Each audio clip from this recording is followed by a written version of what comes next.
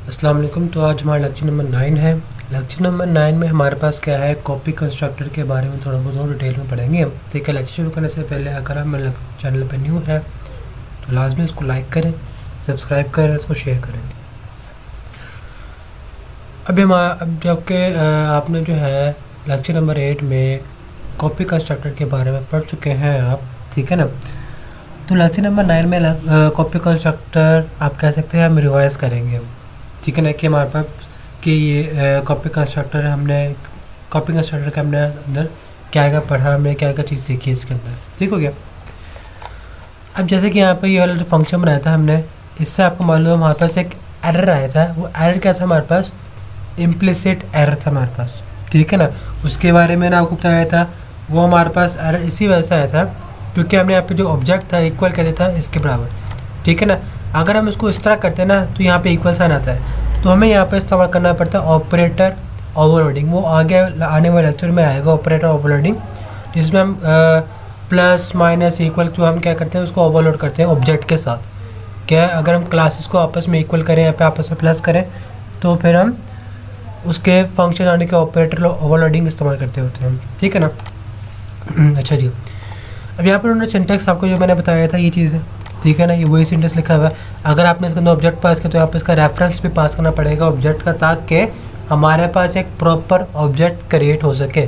अगर आप रेफरेंस नहीं पास करेंगे तो हमारे पास ये कॉपी कंस्ट्रक्टर यानी कि जो यहाँ पर हमने ऑब्जेक्ट पास किया है वो प्रॉपर वर्क नहीं करेगा, उसमें डाटा सेव नहीं हो पाएगा और हमारे पास एक एरर आ जाएगा। क्लियर हो गया। अच्छा जी, यहाँ पर उन्होंने एक एग्जाम्पल बनाई हुई है। एग्जाम्पल क्या बनाई हुई है, क्लास बनाई हुई है इस तरह करके, ठीक है।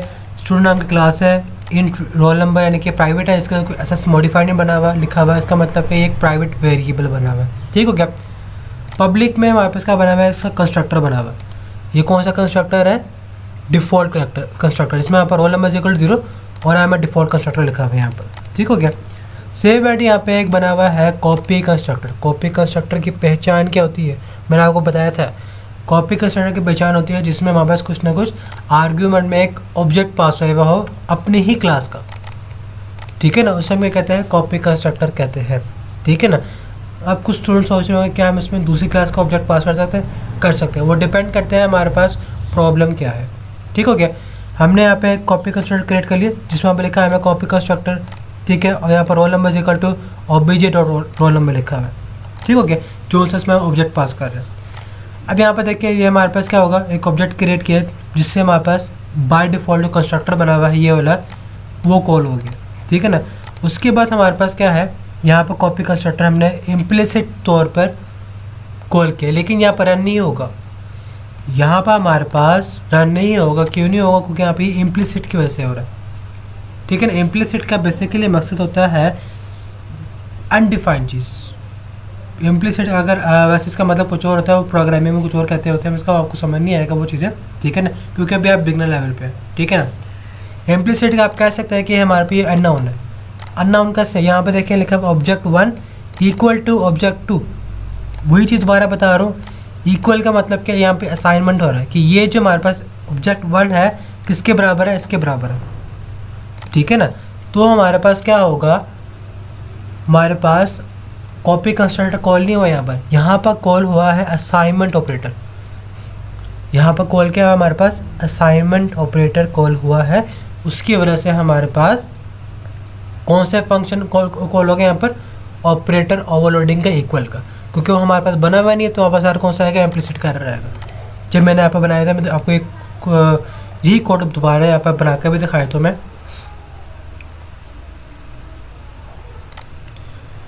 यहाँ से ओपन कर लेता हूँ मैं।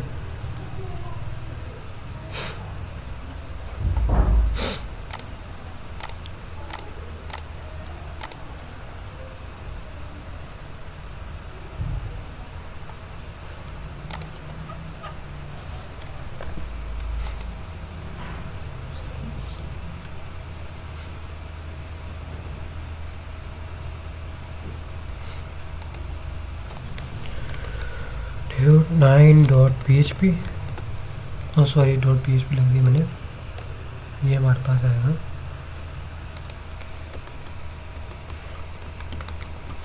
CPP। ठीक है, ये नीविंग हो रही है हमारे पास, ये वापस हो गया। मैं यहाँ से सारा कोड कॉपी कर लूँगा, यहाँ पे आके पेस्ट कर दूँगा मैं, ठीक हो गया। यहाँ पे हमने कॉपी कंस्ट्रक्टर बनाया हुआ है, डिफॉल्ट कंस्ट्रक्टर बनाया हुआ है, ये वाला कंस्ट्रक्टर बनाया हमारे पास, ठीक हो गया।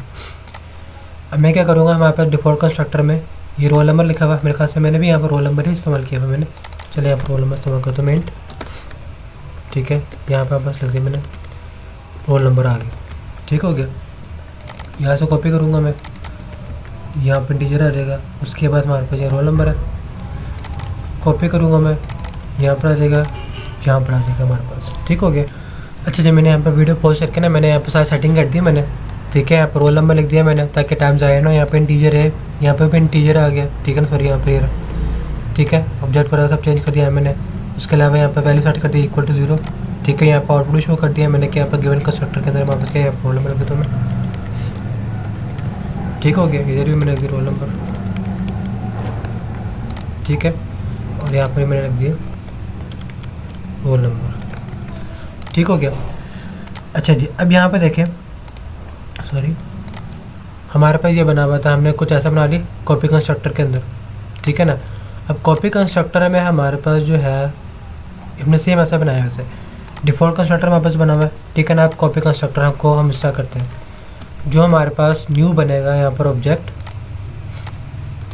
यहाँ पर न्यू बना लेता हूँ मैं इसका ऑब्जेक्ट स्टूडेंट, ठीक हो गया। जैसे कि यहाँ पर बनाया हमारे पास ये रहा स्टूडेंट, एक न्यू ऑब्जेक्ट बना लेता हूँ मैं, न्यू बना लेता हूँ यहाँ पर ऑब्जेक्ट में, मिसाल के तौर पर लिख देता हूँ मैं कोई भी एक XYZ का मैंने बना दिया, एक ऑब्जेक्ट बना दिया मैंने, ठीक है ना। मैं देख लेता हूँ, सॉरी, कॉपी पेस्ट, ठीक है।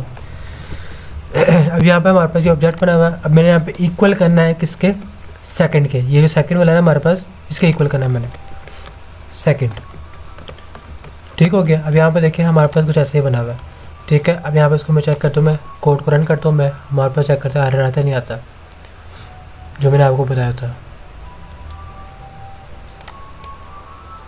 ठीक है। यहाँ पे हमारे पास कोड रन हो गया, ठीक है।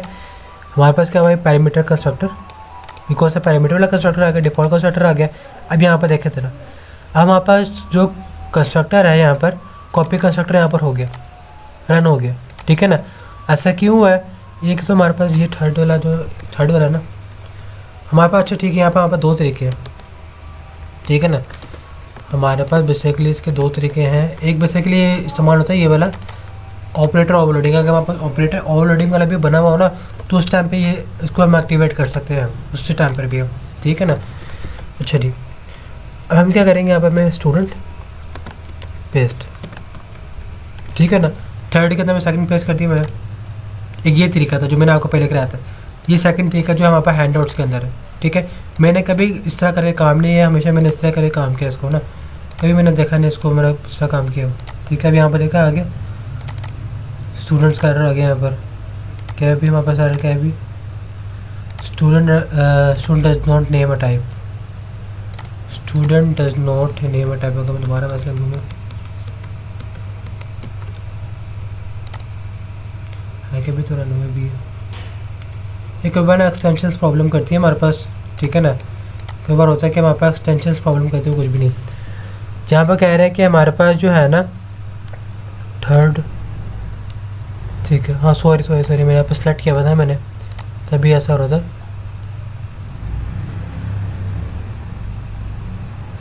ठीक है ना। यहाँ पे रन हो गया, यहाँ पे ठीक है ना। अब यहाँ पे हो क्या रहा है वापस, एक तो ये रन हो रहा है वापस, ये कॉपी कंस्ट्रक्टर है, ठीक है ना। यहाँ पे देखें एक ऑब्जेक्ट में आया हुआ है, उसमें मैंने सेकंड को मैंने पास किया हुआ है, ठीक हो गया। सेम आईटी में यहाँ पे एक और ऑब्जेक्ट में आया हुआ है ये वाला, उसको मैंने इक्वल टू सेकंड कर दिया मैंने। वैसे मैंने आपको दोबारा बता रहा हूँ, मैंने ये वाला कभी भी यूज़ नहीं किया मैंने मेथड ये वाला, ठीक है। जब भी मैंने कॉपी कंस्ट्रक्टर यूज़ किया ये वाला यूज़ किया मैंने, ठीक है। तो इस वजह से थोड़ा बहुत मिस्टेक होगी, इस तरह भी काम करता है क्योंकि मैंने इस तरह काम किया हुआ है ऑपरेटर ओवरलोडिंग के अंदर इक्वल साइन के साथ, ठीक है। जब मैंने दो ऑब्जेक्ट को कंपेयर करवाना था ना, तो मैंने इस तरह इस्तेमाल किया था इसको, ठीक है। तो मैं समझा शायद इस तरह भी एक्टिवेट होगा, इस तरह भी हमारे पास कॉपी कंस्ट्रक्टर इस्तेमाल हो जाता है, ठीक हो गया, क्लियर हो गया। अब अगर मैं यहाँ पर सपोज करें, मैं यहाँ पर जो हमारे पास है कॉपी कंस्ट्रक्टर, ठीक है, हाँ ठीक बना हुआ। अब हम आगे मूव ऑन होते हैं। Shallow copy constructor, shallow copy constructor हमारे पास होता है क्या, जिसमें हम सिर्फ और सिर्फ मखसूस इन्फॉर्मेशन लिखते हैं। क्या लिखते हैं हम? स्मॉल टाइप, यानी किसे कहते हैं ना, जो से उसे रिकमेंडेड है या फिर थोड़े बहुत जो हमने इन्फॉर्मेशन चाहिए, जैसे हमने यहाँ पे लिखी हुई है, ठीक है ना, इस तरह। ये हमारे पास क्या होता है? Shallow copy constructor. जैसे यहाँ पे देख रहे ये बना हुआ है, ठीक है। अब हमने यहाँ पे लिख दिया सेम ऐसे लिख रहा, वही चीज़ किया है हमने। हमारे पास क्या होता है? ये शैलो कॉपी कंस्ट्रक्टर होता है, ठीक है। अब यहाँ पे देखा जाए ये इन्होंने अब इस तरह करके इस्तेमाल कर लिया इसको, कॉपी कंस्ट्रक्टर को। अब जो हमारे पास कॉपी कंस्ट्रक्टर है उसको कैसे इस्तेमाल किया? ऐसे इस्तेमाल किया, यानी कि जो हमारे पास कंस्ट्रक्टर के अंदर वैल्यू पास हुई है यहाँ पर, ठीक है, वो किस तरह सेव हो रही है? हीप की फॉर्म में। अगर मैंने यहाँ पे लिख दिया student B is equal to student A, अब इसका मतलब क्या होगा? जो हमारे पास ये अहमद लिखा हुआ है यहाँ पे, हीप डाटा टाइप आप कह सकते हैं, स्ट्रक्चर होता है डाटा स्टोरिंग का, ठीक है। अगर मैं लिखती student B is equal to student A, यानी कि स्टूडेंट ए की जो वैल्यू है, कौन सी वाली वैल्यू है? ये अहमद, ठीक है ना। स्टूडेंट बी के अंदर सेव कर दे, कैसे सेव हो गया? जो वहाँ पे अहमद है कहाँ पे सेव है? नेम के अंदर सेव है, नेम के अंदर सेव है ना। यहाँ पे देखा प्रोग्राम ऊपर बनाया हुआ है, ये रहा, name is equal to obj dot name, ठीक है। obj डॉट नेम के अंदर क्या सेव है? और अहमद सेव है, ठीक है। अब दोनों के अंदर वो सेव हो जाएगा, इधर भी और इधर भी। जैसे यहाँ पर आ रहा है, शो रहा है ना, यहाँ पर हमारे पास ये कॉपी कंस्ट्रक्टर और ये कॉपी कंस्ट्रक्टर, ठीक है, दोनों उसकी वैल्यू सेम है। कहाँ सेम आ रही है? इस पैरामीटराइज फंक्शन से। यहाँ पर देखें, मैंने एक पैरामीटर पास किया हुआ है यहाँ पर 10, ठीक है। ये सेकंड पैरामीटर मैंने, जो सेकंड ऑब्जेक्ट है, यहाँ कहाँ पास कर दिया? मैंने थर्ड के अंदर पास कर दिया, और वही मैंने किसके इक्वल कर दिया? इसके इक्वल कर दिया। यानी कि मेरे पास दो कॉपी कंस्ट्रक्टर कॉल हो रहे हैं, एक ये वाला तरीका है और ये वाला तरीका। मैंने आपको दोनों तरीके बता दिए मैंने, आप ठीक हो गया। बस इस तरीके से कई बार इम्प्लिसिटी का एरर है, तो तभी वो तरीका मैं कम इस्तेमाल करता हूँ। अच्छा जी, अब यहाँ पे वापस एक और शैलो कंस्ट्रक्टर का एग्जांपल बता रहे हैं कि वहाँ पर ये बना हुआ है, कंस्ट्रक्टर बना हुआ है, ठीक है, जिसमें यहाँ पर स्ट्रिंग लेंथ और आप कह सकते हैं स्ट्रिंग कॉपी हो रहा है इसके अंदर, ठीक हो गया, और कुछ भी नहीं है इसके अंदर। अब इसके अंदर यहाँ पर इस्तेमाल हो रहा है, आप कह सकते हैं डिस्ट्रक्टर, डिस्ट्रक्टर डिलीट नेम। अब ये क्यों इस्तेमाल हो रहा है? ये बेसिकली हमारे पास जो पॉइंटर बना हुआ है ना, पॉइंटर क्या कर रहा है यहाँ पर? As a dynamic memory create कर रहा है। जो पॉइंटर है हमारे पास यहाँ पर किस तरह की फॉर्म में इस्तेमाल किया है? एज अ डायनेमिक मेमोरी, ठीक है। CS201 में आपने पढ़ा हुआ है ये सब चीज़ें। उसमें हम जब फ्री करना होता है किसी मेमोरी को, तो हम इस्तेमाल करते हैं डिलीट। हमारे पास जो नेम है, ये नेम ये कौन से फॉर्म में सेव हो रहा था? अरे की फॉर्म में, यहाँ पर देख रहे हैं, ठीक है ना। अगर ये अरे के फॉर्म में सेव है तो हम यहाँ पे क्या लिखेंगे?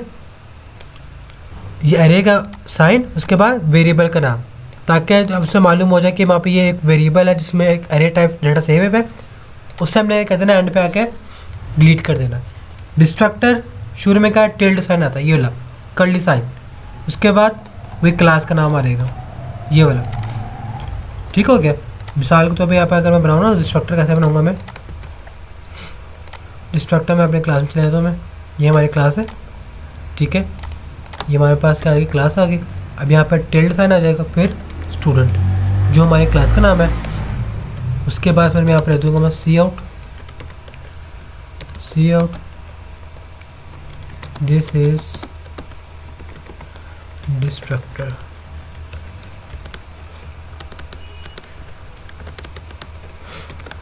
ठीक हो गया। मैंने क्रिएट, अब इसके यहाँ पर मैं प्ले करता हूँ, मैं इसका रन करता हूँ मैं इस प्रोग्राम को, ठीक है। यहाँ पर आ गया this is destructor, this is destructor, this is destructor. ये अभी 4 मरतबा क्यों आया है? जितनी मरतबा हमारे पास कंस्ट्रक्टर यूज़ होगा, आपने याद रखना है कितनी मरतबा कंस्ट्रक्टर यूज़ हुआ है? 1 2 3 4, 4 बार कंस्ट्रक्टर यूज़ हुआ है। 4 बार कंस्ट्रक्टर यूज़ क्यों हुआ है? क्योंकि हमने 1 2 3 4 ऑब्जेक्ट बनाए हुए, 4 ऑब्जेक्ट बनाए हुए, तो हमारे पास डिस्ट्रक्टर पे कितनी मरतबा यूज़ होगा? 4 बार। क्लियर होगा? ऑटोमेटिकली वहाँ पर यूज़ होगा एंड पर, ठीक हो गया। कहाँ पर कब होगा यूज़? है एंड पे यूज़ होगा हमारे पास ये। अब उसके बाद हमारे पास क्या है? शैलो कॉपी कंस्ट्रक्टर का हमारे पास नुकसान क्या है? शैलो कॉपी कंस्ट्रक्टर का हमारे पास नुकसान है कि इसकी जो डायनेमिक मेमोरी होती है ना, वो कभी बार ख़राब हो सकती है। यानी कि जो करैक्टर वगैरह जैसे ऊपर उन्होंने एग्जाम्पल बताई हुई है, ठीक है ना, चलेगा तो सही। लेकिन अब यहाँ पे देखो हमारे पास इसमें क्या यूज़ है? पॉइंटर यूज़ हो गया। हमारे पास जो है ये प्रोग्राम के अंदर क्या यूज़ है? पॉइंटर यूज़ है। अब पॉइंटर यूज़ होने की वजह से हमारे पास यहाँ पर नुकसान हो सकता है, यानी कि खतरा आ सकता है, वार्निंग आ सकती है डैंगलिंग ऑपरेटर की, यानी कि डैंगलिंग पॉइंटर की। ठीक है। डैंगलिंग पॉइंटर का उससे होता है जिसकी हमें लोकेशन क्या होती है, अननोन हो जाती है, जिसकी लोकेशन कंप्यूटर के लिए क्या हो जाती है हमारे पास, अननोन हो जाती है, उसे हम कहते हैं डैंगलिंग पॉइंटर। ठीक हो गया। यहाँ पर गाइस उन्होंने लिखा हुआ भी है वो सब चीज़ें, यहाँ पर क्या क्रिएट हुई थी, इससे डैंगलिंग प्रॉब्लम क्रिएट होती है। ठीक है। डायनेमिक मेमोरी अगर हमारे पास इंक्लूड हो, यानी कि पॉइंटर हमारे पास इंक्लूड हो। क्लियर हो गया। अच्छा जी, अब यहाँ पर जैसे कि उन्होंने बता दिया कि यहाँ पे नेम है, यहाँ पर इरेलीवेंट एड्रेस आ जाएगा। इरेलीवेंट एड्रेस का मतलब क्या है, अननोन एड्रेस, जिसका हमें पता ही नहीं कौन सा एड्रेस है, कहाँ से आ रहा है। ठीक है ना, उसे हम कहते हैं डैंगलिंग पॉइंटर वगैरह। अब यहाँ पर जो है ना हमारे पास आप कह सकते हैं डीप कॉपी आ गया। डीप कॉपी का मतलब क्या है, जिसमें हमारे पास डायनेमिक मेमोरी ऑफ डाटा क्या होता है हमारे पास एज एन ऑब्जेक्ट के तौर पर इसको इस्तेमाल करते हैं। ठीक है ना, यानी कि हमारे पास जैसे यहाँ पर बना हुआ ये कॉपी कंस्ट्रक्टर बना है हमारे पास। ठीक है, स्ट्रिंग लेंथ बनी है हमारे पास। ठीक है, ऑब्जेक्ट डॉट नेम, उसके अलावा हमारे पास न्यू करैक्टर लेंथ +1। हमने यहाँ पे कौन सा इस्तेमाल किया ऑपरेटर, न्यू, यानी कि हमारे पास ये न्यू जो कीवर्ड है हमारे पास, ये यहाँ पे क्या क्रिएट करेगा, डायनेमिक मेमोरी क्रिएट नहीं करेगा। ठीक है ना, लेकिन ये पॉइंटर से अलग होगा, थोड़ा बहुत पॉइंटर से अलग होगा। हमने यहाँ पॉइंटर इस्तेमाल नहीं किया।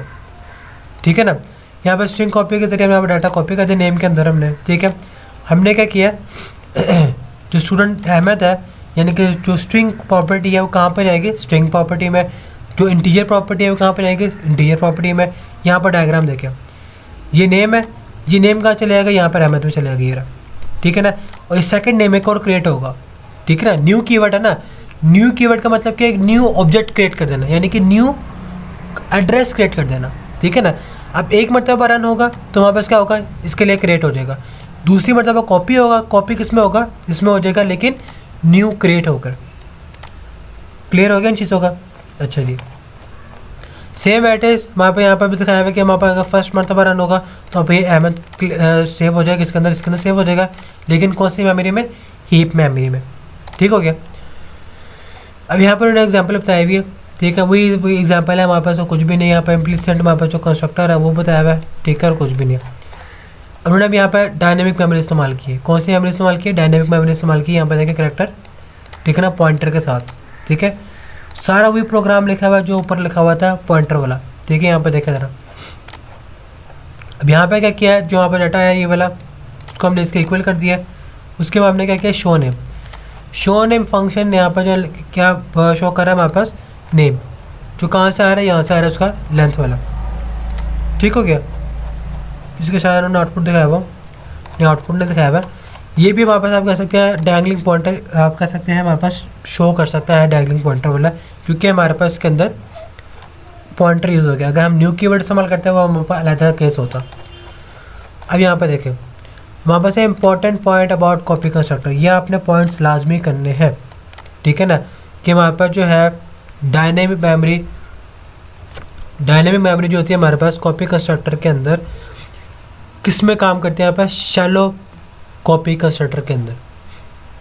ठीक है ना, in case of a class doesn't involve dynamic memory then default copy constructor that perform shallow copy for. यानी कि हमारे पास, मैंने आपको उल्टा बताया, सॉरी, जो हमारे पास डायनेमिक मेमोरी है ना, डायनेमिक मेमोरी हमारे पास ना डिफ़ॉल्ट कंस्ट्रक्टर के अंदर से काम करते हैं, ना किस में काम करते हैं, ना शैलो कॉपी का। यानी कि ऐसा कंस्ट्रक्टर जिसमें हमारे पास शैलो कॉपी, ठीक है ना, यानी कि जिसमें हमारे पास शैलो वाला मेथड इस्तेमाल किया जाए, तो वो क्या होता है हमारे पास, उसमें हमारे पास डायनेमिक मेमोरी सही तरह काम नहीं करती।